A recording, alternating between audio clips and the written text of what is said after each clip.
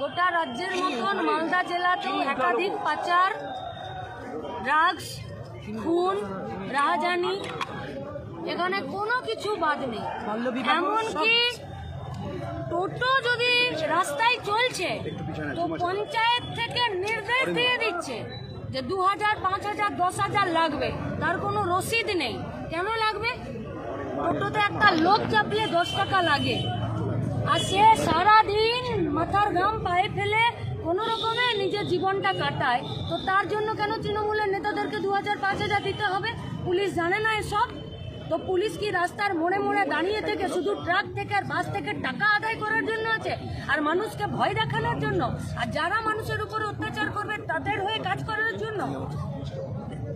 তাই ছাত্র, যুব, মহিলা মিলে আজকে আমাদের এসপির সাথে বিভিন্ন ইস্যুতে কথা বলার কথা ছিল।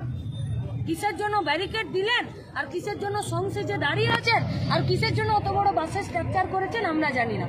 আমাদের কমরেডরা প্রস্তুতি নিচ্ছেন, আমাদের ডেপুটেশন কপি রাখা আছে।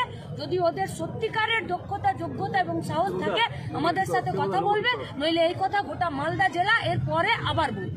আজকে কতক্ষণ বসে থাকবেন? যতক্ষণ ডেপুটেশন নেবে না ততক্ষণ? এসপির তো একটা নিজস্ব কোনো সাহস এবং একটা দক্ষতা, যোগ্যতার প্রয়োজন। এমনি এমনি তো 3টে অর্গানাইজেশন বেরিয়ে যায়নি রাস্তায়, নিশ্চিত তার কিছু কথা আছে।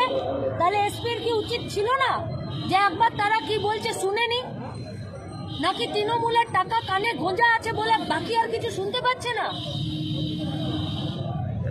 এসপিকে ঠিক করতে হবে যে এসপিরা মানুষের জন্য, নাকি থানাগুলোকে যেমন তৃণমূলের পার্টি অফিসে পরিণত করে দিয়েছে সেরকম এসপি তৃণমূলের দলদাসে পরিণত হয়েছে কিনা। কথা তো শুনবে যে কি বলতে এখন কি চাইছেন? এখন কি বলতে চাইছে সেই কথা তো শুনবে।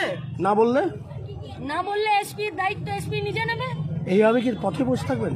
এবারে এভাবে বসে থাকবো, কিভাবে বসে থাকবো সেটা এসপি ঠিক করবে।